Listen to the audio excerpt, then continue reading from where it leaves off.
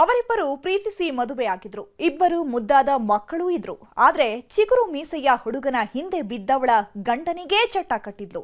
ಅಮಾಯಕನ ಕೊಂದು ನೆಮ್ಮದಿ ಆಗಿದ್ದವರಿಗೆ ಬಾವಿಯಲ್ಲಿದ್ದ ಬೆಡ್ಶೀಟ್ ಉರುಳಾಗಿದೆ.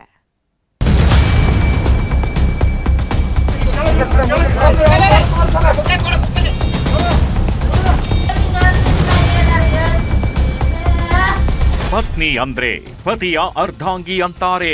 ಕೈ ಹಿಡಿದವಳು ಅಂದ್ರೆ ತಲೆ ಕಾಯೋಳು ಅಂತ ನಂಬಿರ್ತಾರೆ. ಕಷ್ಟವೇ ಬರಲಿ ಸುಖವೇ ಗಿರಲಿ ಎಲ್ಲಾ ಕಾಲದಲ್ಲೂ ಗಂಡನ ನೆರಳಾಗಿ ಸಹಬಾಳ್ವೆ ನಡೆಸ್ತಾಳೆ ಅಂತ ಕೊಂಡಾಡ್ತಾರೆ.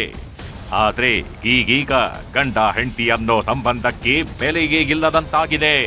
ತಾಳಿ ಕಟ್ಟಿಸಿಕೊಂಡವಳೆ ಗಂಡನಿಗೆ ಚಟ್ಟ ಕಟ್ಟು ಕೆಲಸ ಮಾಡ್ತಿದ್ದಾಳೆ. 7 ಜನ್ಮಕ್ಕೂ ಜೊತೆಗಿರ್ತೀನಿ ಅಂತ ಸಪ್ತಪದಿ ತುಳಿದವಳೆ ಶೂರ್ಪನಖಿ ಆಗ್ತಿದ್ದಾಳೆ. ಈ ಸ್ಟೋರಿಯ ಕಥಾನಾಯಕಿ ಕೂಡ ಇದೇ ಜಾಯಮಾನಕ್ಕೆ ಸೇರಿದವಳು. ಪ್ರೀತಿಸಿ ಮದುವೆಯಾಗಿದ್ದವನನ್ನ ಬಿಟ್ಟು ಪರಪುರುಷನ ಮೋಹಕ್ಕೆ ಬಿದ್ದವಳು ಗಂಡನ ಹೆಣವನ್ನ ಬಾವಿಯಲ್ಲಿ ತೇಲಾಡುವಂತೆ ಮಾಡಿದ್ದಾಳೆ. ಪ್ರಾಯದ ಹುಡುಗನ ಆಸೆ ಚಿನ್ನಾಟ ಆಡ್ತಿದ್ದಳು ಚೆಲುವೆ. 2 ಮಕ್ಕಳ ತಾಯಿ ಗಂಡನಿಗೆ ಇಟ್ಟಳು ಕೊಳ್ಳಿ. ಹೇಗೆ ಮಳ್ಳಿಯಂಗೆ ಕೂತವಳೆ ನೋಡಿ. ಇಂಥವರಿಂದಲೇ ಹೆಣ್ಣು ಕುಲಕ್ಕೆ ಕಳಂಕ ಬರ್ತಿರೋದು. ಈಕೆ ಹೆಸರು ವಿದ್ಯಾ ಅಂತ.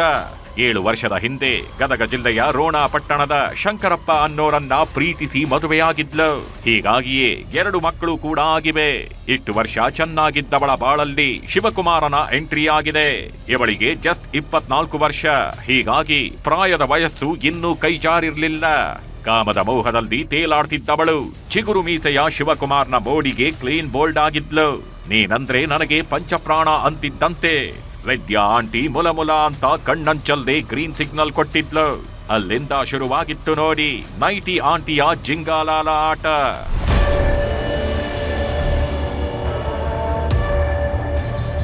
ಶಿವಕುಮಾರ್ನ ತೋಳ ತೆಕ್ಕೆಯಲ್ಲಿ ಬಂದಿಯಾಗಿದ್ದವಳು ಗಂಡನಿಗೆ ಗೋಲಿ ಹೊಡೆಯೋದಕ್ಕೆ ಶುರು ಮಾಡಿದ್ಲು.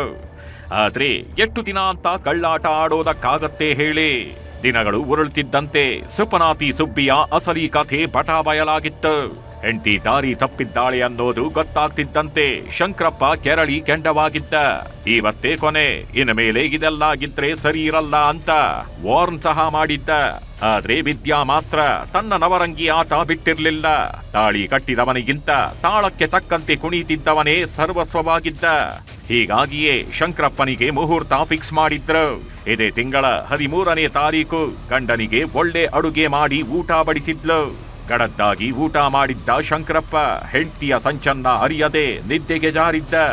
ಇಡೀ ಊರಲ್ಲಿ ಲೈಟ್ ಆಫ್ ಆಗ್ತಿದ್ದಂತೆ ಎಂಟ್ರಿ ಕೊಟ್ಟ ಶಿವಕುಮಾರ್ ಕಬ್ಬಿಣದ ರಾಡ್ನಿಂದ ಹೊಡೆದು ಹೆಣ ಉರುಳಿಸಿದ್ದಾನೆ.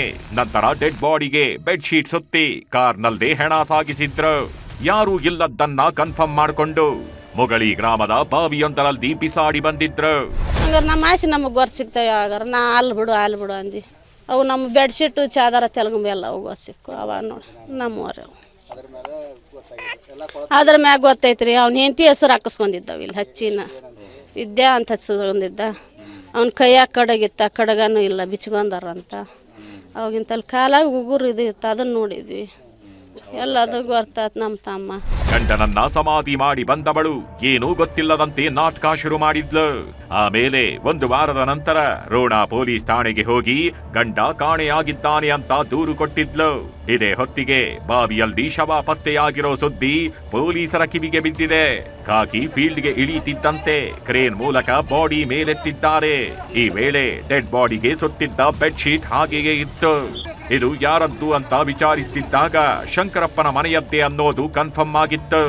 ಅಲ್ಲಿಗೆ ಮನೆಯವರೇ ಕೊಲೆ ಮಾಡಿದ್ದಾರೆ ಅನ್ನೋದು ಪೊಲೀಸರಿಗೆ ಗೊತ್ತಾಗಿ ಹೋಗಿತ್ತು.